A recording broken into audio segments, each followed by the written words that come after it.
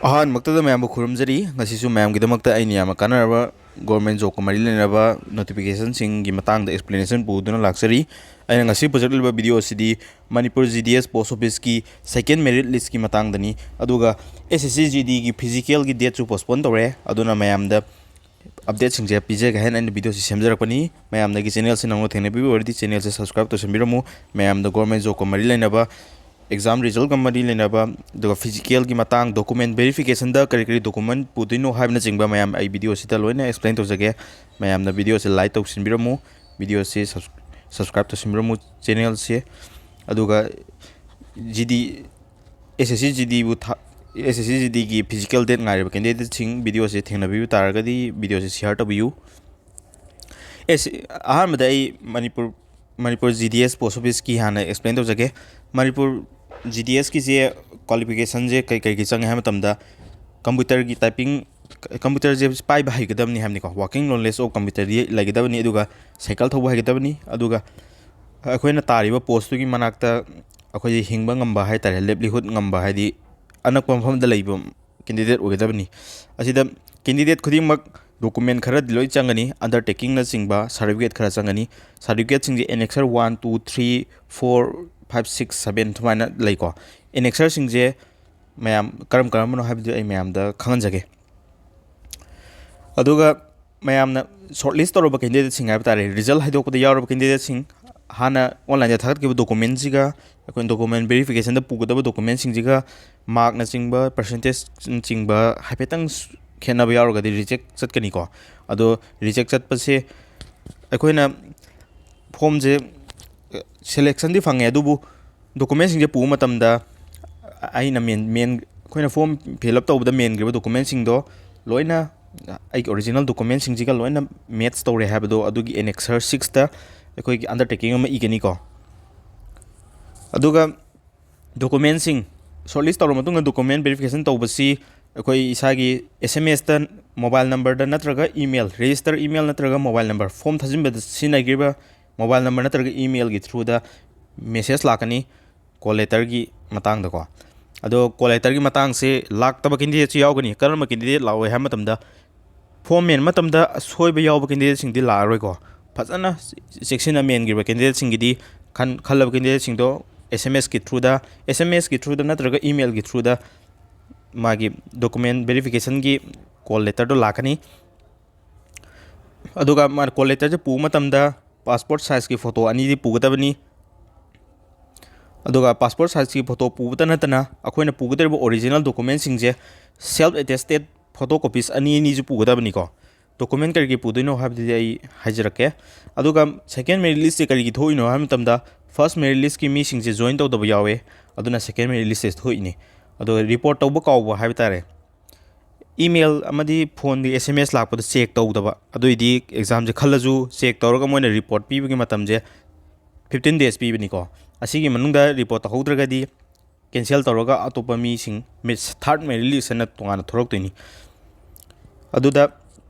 हामद संगिबा एनेक्सर 1 जिदा अखोगी circle division office post community नि चिंगबा अखोगी डिटेल्स पिन कोड न चिंगबा लोइना मेन दोइनी अखोगी डिटेल्स सिंग जे सी एनेक्सर 1 जिजु प्रिंट तौरगा पुगदबनी मथंगदना एनेक्सर 2 जिना स्मार्टफोन नत्रगा लैपटॉप न चिंगबा डिवाइस सिंजे पाइबा है सिनबा है हाबगी अंडरटेकिंग नि असिदा अखो इसागी सोई डेट न चिंगबा इसान लोइ मेनगदबनी अतोपम सिग्नेचर न चिंगबा कइमदा संगदेको अखो इसागी ngaतने मेन दो जिसिदा अदुगा डिक्लेरेशन न एनेक्सर 3 दियावरी असिजना एनी पोस्ट से हदि GDS पो ओरो BPM ABPM दक सेबक पोरो एनी पोस्ट ता खनबा कैंडिडेट सिंगदो बाइसाइकिल थौबा है हाबगी डिक्लेरेशन नि सिजु अखो इसान अदुम पेन मेनगदबा ngaतनी अदुगा मथंगदना एनेक्सर 4 दा लेजना अंडरटेकिंग जे कमाय तौबनो हाय मतमदा असिगी पोस्ट से पाइ सिगी पोस्ट से तौना अतोपा सोर्स ऑफ इनकम लेजै हाबगी अंडरटेकिंग नि को हदि सिगी तोलब से कसु यामना चाव थबक नते दुना सोर्स ऑफ इनकम जे कोना जै हाबदो अदुगी अंडरटेकिंग नि सिजना अदो मथंगी अंडरटेकिंग जिना अखोइना थगत खरिबा age address educational qualification computer knowledge न चिंगबा लोइना हाय हाबगी अंडरटेकिंग नि सिगी अंडरटेकिंग जिजु इसान लोइना मेनगदबनी इसागी मिंग सिग्नेचर डेट प्लेस एड्रेस न चिंगबा मेनगदबनी अदुगा एनेक्सर 7 दि याव जिना original mark sheet na chingba akhoi community card certificate na chingba duga date of birth certificate habi class 10 gi mark sheet na chingba original da loina pugadabni ko si original je pu matamda akhoi gi photocopies ani ni ju pugadabni photocopies se khoina self attest togadabni isa gi soi loin togadabni ko aduga maruina ama darkar oiba haragadi medical certificate se compulsory change ko medical certificate se akhoi government gi primary health tana chingba hospital sing digi government hospital sing digi doctor sing digi ihangadabni akhoi medical certificate chu compulsory changani haidi medical je moi medical examination tawroidamne na medical certificate se changdoini ko adu hairiba document sing mark sheet na chingba admit card na chingba caste certificate aduga date of birth certificate se class 10 certificate ni ko to medical certificate na chingba duga khoi domicile certificate chu pusin biu haidi maramdi manipur masa neraga manipur masa obigi proof pi de je domicile nani aduga origin medical certificate chu pubiu aduga moigi hajik candidate select tawba sing do sms ki through da natraga email ki through da message lagani du na toina check tabiu aduda karigumba khalab candidate sing ngasi nongni laktaba taragadi akhoi na khaliba branch post office da chatlaga moidagi akupa details sing hangbe ai ko branch office amaga zo manaroi notice sing ado mayam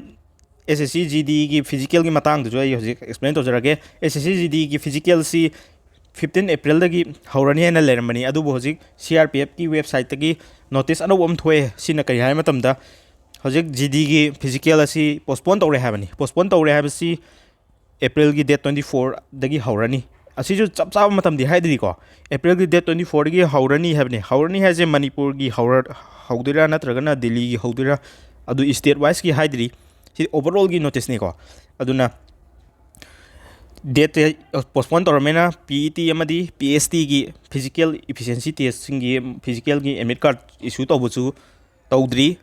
admit card issue tawbusi asigi physical gi mamang da toroktoini aduna asigi notice khudimang loina CRPF ki website gi loina update lakani ko aduna mayam CRPF ki website che adum visit tawiyo aduga mayam na visit tawbo kawrgasu aigi channel je subscribe tawbo orgadi update sing je matam chana adum thaga charake mayam na video je miss tawdana subscribe taro matungda bell icon ju namba kawbiganu aduga mayam na nusibidagi aigi channel sisu 6k subscriber yawjare aduga mayam aina aigi channel sina 10k subscriber yaw matamda YouTube ki khuthangdagi mayamda thabak khudimak tha matamda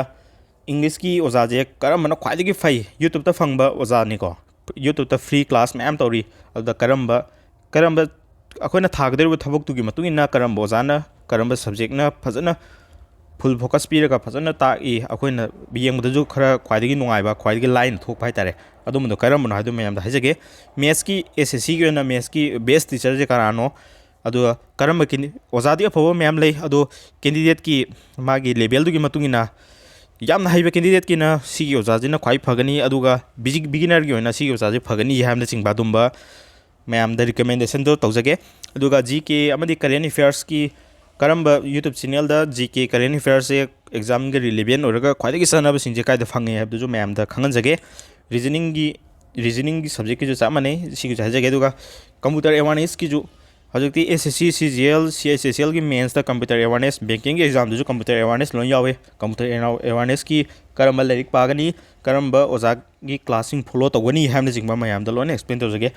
no mayam na channel se support of you channel se subscribe to simiramu mayam gi support na motivation oraga mayam da government job ko mali na ba idea sing amadi tips sing mayam da lon pijage notification sing da mayam na gyan da dab leirga su aigi group sing join to view aduda pdf sing ba loina phangani asigi ndei matang se video si tension jage thank you